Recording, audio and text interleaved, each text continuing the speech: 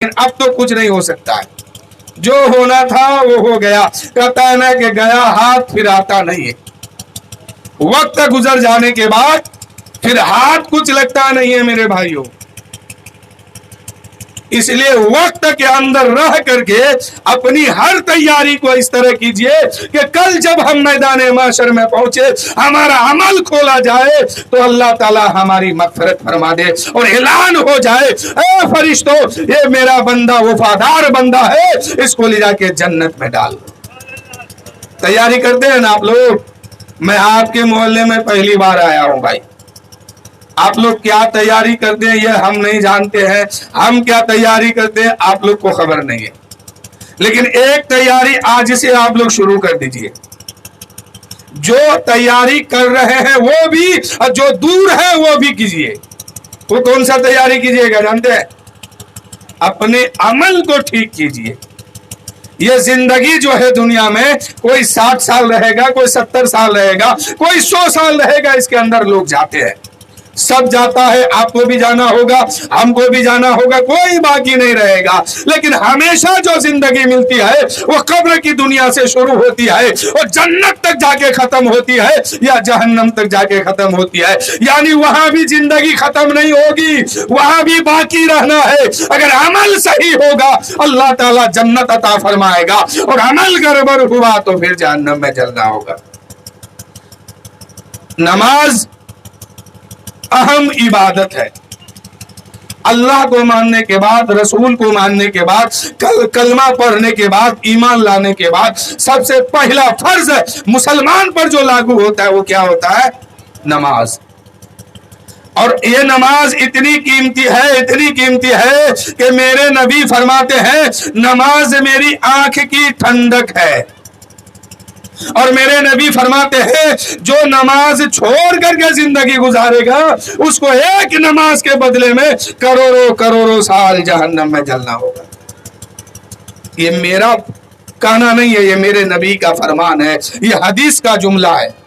اور میرے نبی فرماتے ہیں کہ جب بے نمازی قبر میں جاتا ہے، قبر میں دفن ہو جاتا ہے، قبر میں جب دفن ہوتا ہے کوئی بے نمازی اور جو کوئی جس کا عمل ٹھیک نہیں ہے، اب قبر میں یہ لوگ دفن ہوتے ہیں، قبر اس سے بات کرتی ہے.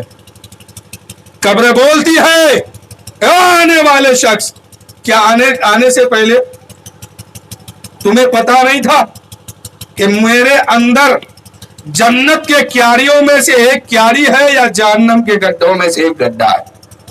اگر تم عمل ٹھیک کر کے آئے ہو تو کل بروز محشر جب تم میرے اندر سے نکلو گے تو مسکراتے ہوئے نکلو گے، اور اگر عمل ٹھیک نہیں ہے تو میرے اندر سے نکلو گے تو روتے ہوئے نکلو گے. اب نبی فرماتے ہیں، حدیث کا جملہ ہے کہ جو انسان نماز نہیں پڑھتا ہے، نماز چھوڑ کے زندگی گزارتا ہے، قبر میں پہنچتا ہے، اس کے قبر میں ایک سانپ مسلط کیا جاتا ہے. جو سانپ بولے گا بھی اس سے اور کہے گا بھی کہ میں تمہارے قبر میں اس لیے آیا ہوں کہ تم نے نمازیں چھوڑ کر کے زندگی گزارے ہو، نماز نہیں پڑھے ہو، اس لیے اللہ نے تیرے قبر میں مجھے مسلط کیا ہے اور میں تمہیں کاٹوں گا. اور وہ سانپ ایک بار ڈسے گا، انسان 70 گز زمین کے نیچے دب جائے گا. اس کا ناخن اتنا بڑا ہے کہ ایک آدمی پیدل صبح سے شام تک جتنا دور چل سکتا ہے اتنا ہی بڑا ایک ناخن ہے، اور وہ بھی ناخن لوہے کا ہے. جیسے ہی آدمی 70 گز زمین کے نیچے دھسے گا یہ سانپ اس کو چھوٹا پکڑ کے باہر نکالے گا اور کہے گا آؤ باہر آؤ. پھر وہ ڈسے گا، پھر وہ اندر دھسے گا.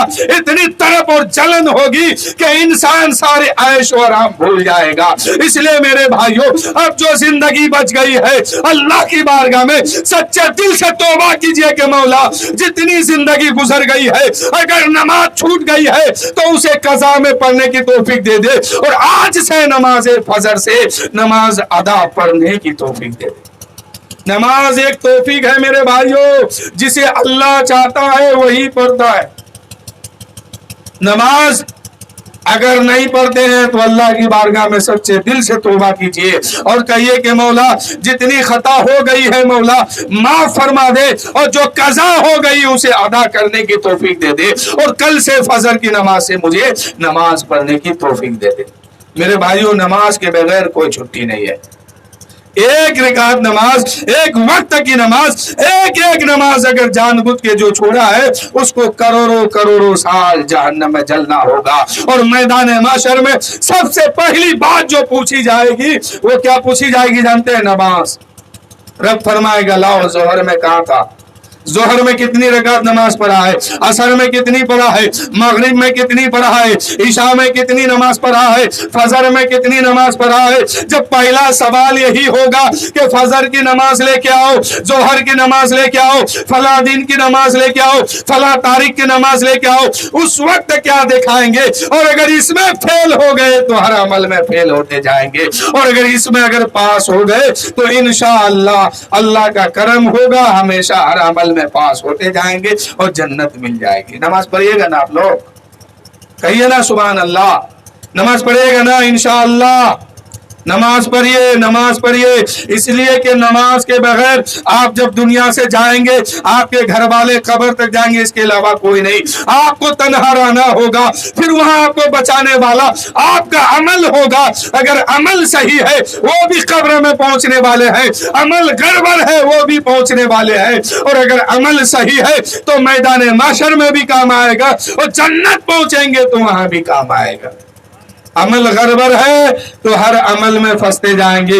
اس لیے نماز پڑھا کیجئے میرے بھائیوں، نماز کے بغیر کوئی چھٹی نہیں ہے۔ نماز صحیح ہے تو پھر انشاءاللہ ہر عمل میں پاس اور کامیاب ہے، اور اگر نماز صحیح نہیں ہے تو پھر کوئی عمل آپ کا قابل قبول نہیں ہے۔ اس لیے نماز پڑھا کیجئے۔ جو لوگ نماز نہیں پڑھتا ہے ان لوگوں کے لیے دعا کوئی اگر کرتا ہے ان کی دعا اس کے حق میں قبول نہیں ہوتی ہے، اور وہ خود اپنے لیے دعا کرتا ہے وہ بھی دعا اس کی قبول نہیں ہوتی ہے۔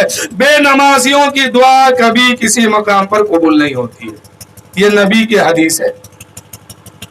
ماں باپ کا نافرمان چاہے بیٹا ہو یا بیٹی، کوئی بھی دعا کرتی ہے یا کرتا ہے، ایسے لوگوں کی دعا قبول نہیں ہوتی ہے۔ کیسے؟ جو ماں باپ کا نافرمان ہے۔ ماں کے قدم کے نیچے جنت ہے، باپ جنت کا دروازہ ہے، اور یہ دو شے کو اگر کوئی ناراض کر دیتا ہے تو پھر اس انسان کی دعا قبول نہیں ہوتی ہے، اور وہ انسان جنت میں جانا بہت مشکل ہو جاتا ہے۔ اس لیے کہ جو ماں کا نافرمان ہوگا اس کے لیے جنت کا دروازہ بند ہو جاتا ہے، جنت کو وہ ناراض کر دیتا ہے، اور اگر جو جنت کو ناراض کر دے پھر وہ لاکھ عبادت کرتے رہے پھر اس کی عبادت قابل قبول نہیں ہے میرے بھائیوں۔ اس لیے ماں باپ اگر بڑھاپے میں پہنچے ان کو اف تک مت کہو، بلکہ ادب و احترام سے ان سے دعا کراؤ، ان سے سلامتی کی بھیک مانگو، ان سے جا کے سلام کرو اور دعا مانگو، ان سے کہو کہ میرے لیے دعا کر دو میری ماں، میرے لیے دعا کر دو میرے باپ۔ اے میرے دوستو، آپ کے حق میں کوئی بھی دعا کرتا ہے وہ دعا قبول ہوتی ہے کہ نہیں ہوتی ہے وہ بات کی بات ہے، لیکن جب آپ کی ماں محبت سے آپ کے حق میں دعا کے لیے ہاتھ اٹھا دے گی انشاءاللہ وہ دعا سب سے پہلے قبول ہوگی آپ کے۔ اس لیے دو کام آپ لوگ کیا کیجئے۔ دو کام کیا؟ ایک ماں باپ کو راضی رکھیے اور ایک عمل ٹھیک ٹھاک کیجئے، نماز پڑھا کیجئے۔ جو نماز نہیں پڑھتا ہے، ایک جملہ سن لیجئے پھر میں آگے بڑھوں گا، ایک وقت کی نماز کو کوئی چھوڑ دیتا ہے تو اس انسان کا نام جہنم کے اس دروازے پہ لکھا جاتا ہے جس سے کہ اس کو ڈالا جائے گا۔ کس دروازے پر؟ جس دروازے سے اس کو جہنم میں ڈالا جائے گا۔ اب وہ نام کب تک رہتا ہے؟ جب تک کہ اس نماز کو قضا میں ادا نہیں کر لیتا ہے، یعنی اس نماز کو قضا پڑھ کر کے ادا نہیں کر لیتا ہے تب تک وہ نام لکھا رہتا ہے، اور اگر اسی حال میں وہ مر گئے ادا نہ کر پائے تو اسی دروازے سے اس کو جہنم میں ڈالا جائے گا۔ کیا سوچتے ہیں نماز نہیں پڑھتے ہیں؟ نماز نہیں پڑھتے تو کیا سوچتے ہیں بچ جاتے؟ نہیں، آپ کا وہ نام لکھا جا رہا ہے۔ ایک دن کا چھوڑیے گا ایک بار لکھا جائے گا، ایک ٹائم کا چھوڑیے گا ایک ٹائم کے بارے میں لکھا جائے گا، اور جتنی نمازیں قضا کی ہے ہر نماز کو ادا کرنے کی کوشش کیجیے، ورنہ نام پہلے سے لکھا ہوا ہے، صرف جانے کی دیری ہے، فرشتہ گھسیٹ کر کے جہنم میں لے کے پھینک دے گا۔ اس لیے اس نام اگر نماز چھوٹ گئی ہے تو وہاں تو نام لکھا ہوا ہے، اب اس نام کو مٹانے کے لیے کیا کرنا ہوگا جانتے ہیں؟ اس کا طریقہ یہی ہے کہ جو نماز قضا ہو گئی ہے اس کو دوبارہ ادا پر قضا پڑھیے اور قضا پڑھ کر کے اس نماز کو ادا کیجیے۔ جیسے جیسے آپ اس نماز کو قضا ادا کریں گے ویسے وہ نام ہٹایا جائے گا۔ اور اسی حال میں اگر سچے دل سے توبہ کر لیے اور کہہ دیے کہ مولا جتنی نمازیں قضا ہو گئی ہے آج سے ادا کرنے کے لیے ہم تیار ہیں، اور ہماری خطا کو معاف کر دے اور آگے سے نماز پڑھنے کی توفیق دے دے، اب وہ بندہ نماز ادا بھی فجر کی پڑھتا ہے، قضا بھی فجر کی پڑھتا ہے۔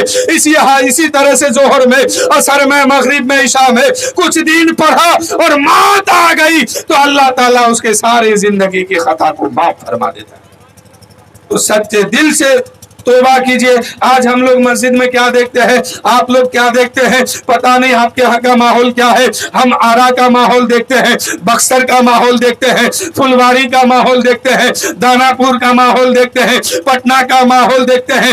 اس کے ارد گرد جہاں جہاں ہم جاتے ہیں کیا دیکھتے ہیں کہ اس گاؤں میں، اس محلے میں، اس بستی میں، اس شہر میں، اس قصبے میں جہاں جو مسجد ہے اگر اس میں فجر میں نماز پڑھنے جاتے ہیں ایک مؤذن صاحب ہوتا ہے، ایک امام صاحب ہوتے ہیں اور ایک دو مقتدی، وہ بھی بیکار قسم، یعنی جو اب کوئی کام کا وہ نہیں ہے، اب بڑھاپے میں پہنچے ہے، کمر میں طاقت نہیں ہے، اب وہ کما نہیں سکتا ہے، چل نہیں سکتا ہے، ایسے لوگ مسجد میں پہنچتے ہیں اور نماز فجر ادا کرتے ہیں۔ اللہ کا شکر ہے کہ اس عمر میں بھی وہ مسجد پہنچا ہے، جس کے کمر میں طاقت نہیں ہے، وہ کسی کام کا نہیں ہے، لیکن اللہ کی بارگاہ میں سر جھکاتا ہے، مولا تیری بارگاہ میں دعا ہے ایسے بوڑھے حضرات کو بھی جنت نصیب فرما، ایسے بوڑھے حضرات کو بھی۔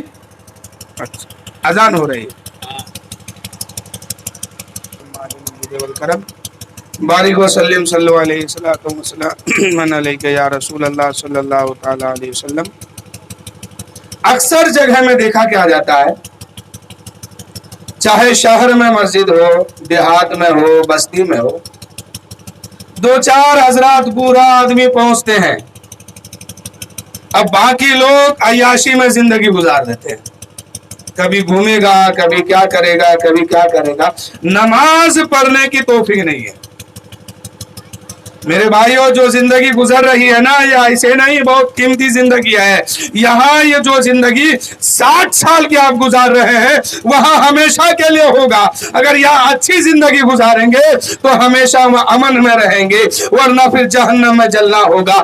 آج مسجدوں میں حال یہ ہوتا ہے، ایک مؤذن صاحب ہوتے ہیں، ایک امام صاحب ہوتے ہیں، جبکہ اس محلے میں 500 مسلمان کی آبادی ہے، 300 مسلمان کی گھر ہے، 300 گھر کی آبادی مسلمان کیا ہے، لیکن دو چار حضرات وہ بھی بوڑھے ضعیف لوگ جو ہے یہ لوگ مسجد میں پہنچتے ہیں، اور باقی لوگ کہاں چلے جاتے ہیں پتہ نہیں۔ یہ باقی لوگ جو کلمہ پڑھ کے مسلمان ہوا ہے، کیا ان سے حساب نہیں ہوگا؟ ان سے نہیں پوچھا جائے گا؟ ان سے نہیں سوال کیا جائے گا کہ زندگی کا حساب لا کے دو، جوانی میں کتنی نماز پڑھے ہو، بڑھاپے میں کتنی نماز پڑھے ہو، بچپن میں کتنی نماز پڑھے ہو؟ ہر ذرے کا حساب ہوگا میرے بھائی۔ اس لیے نماز پڑھا کیجئے، نماز چھوڑیے مت۔ ایک نماز چھوڑیں گے جہنم میں نام لکھا جائے گا، جہنم کے دروازے پر نام لکھا جائے گا، اور جب تک اس قضا کو ادا نہیں پڑھیں گے اور اس قضا نماز کو پورا نہیں کریں گے تب تک وہ نام وہاں باقی رہے گا۔ اور اگر اسی حال میں مر گئے، نماز نہیں ادا کیے اور جو باقی ہے وہ بھی نہیں ادا کیے، تو اسی حال میں مر گئے تو پھر اس دن اسی دروازے سے جہنم میں انسان کو ڈالا جائے گا۔ اس لیے نماز پڑھیے آپ لوگ، ہم لوگ سب کوئی، اور جو پڑھتے ہیں اللہ کی بارگاہ میں دعا کیجئے کہ مولا ہمارے قوم میں جو لوگ نماز نہیں پڑھتے ہیں، چاہے عورت ہو، چاہے مرد ہو، بوڑھا ہو، بچہ ہو، مولا تو سب کو نماز کی توفیق دے دے۔ روز دعا مانگا کیجئے، اس لیے کہ آپ اگر پڑھتے ہیں تو دوسرے کو لانا آپ کی ذمہ داری ہے۔ آپ جو چیز جانتے ہیں، دین کا علم جو سیکھتے ہیں یا سکھاتے ہیں، یا پڑھ کے سیکھے ہیں، سن کے سیکھے ہیں، یا سینہ یا زبان کے بل پر سیکھے ہیں، تو آپ پر ضروری ہوتا ہے کہ اس بات کو دوسرے بھائی تک پہنچائیے، ورنہ پھنسیں گے آپ بھی۔ آپ اگر پڑھتے ہیں نماز اللہ کا شکر ہے، اور لوگوں کو اس میں جوڑیے، پڑھایا کیجیے، سکھایا کیجیے، اسے بتائیے۔ بہت سارے لوگ ہمارے قوم میں ایسے بھی ہیں جو لوگ نماز پڑھنے نہیں جاتے ہیں اس لیے کہ ہم نماز پڑھنا نہیں جانتے۔ تو میرے بھائی سیکھیے نا، سیکھنے میں کیا گیا ہے؟ آپ 10 دن جائیں گے، خود سیکھ جائیں گے۔ 10 دن کے بعد آپ نیت پوچھئے، اس کے بعد قرات کرنا سیکھیے، الحمد شریف پڑھنا سیکھیے، رکوع کرنا سیکھیے۔ سیکھنے کا کوئی وقت نہیں ہے، آپ کو جب موقع ملتا ہے آپ کم سے کم مسجد تو آئیے، وہاں سکھانے والا امام صاحب ہے یا مؤذن صاحب ہے یا پہلے سے جو لوگ نماز پڑھتے ہیں ان سے پوچھ پوچھ کے سیکھیے۔ سیکھنے میں کیا گیا ہے؟ اس لیے نماز کسی بھی صورت میں معاف نہیں ہے، معاف کسی کو بھی نہیں ہے، نماز پڑھا کیجئے۔ شاعر کہتے ہیں کہ جنت میں مکان اپنا بناتے ہیں نمازی، جنت میں مکان اپنا بناتے ہیں نمازی، جنت میں مکان اپنا بناتے ہیں نمازی، مسجد میں بڑے شوق سے آتے ہیں نمازی، مسجد میں بڑے شوق سے جاتے ہیں نمازی، معبود بھی خوش ہوتا ہے محبوب بھی راضی، معبود بھی خوش ہوتا ہے محبوب بھی راضی، سجدے کے لیے سر کو جھکاتے ہیں نمازی، اور کہتا ہے یہ دروازے پہ داروغہ جنت، تھک جاؤ گے جہاں جاؤ گے فردوس میں آتے ہیں نمازی، جنت میں مکان اپنا بناتے ہیں نمازی۔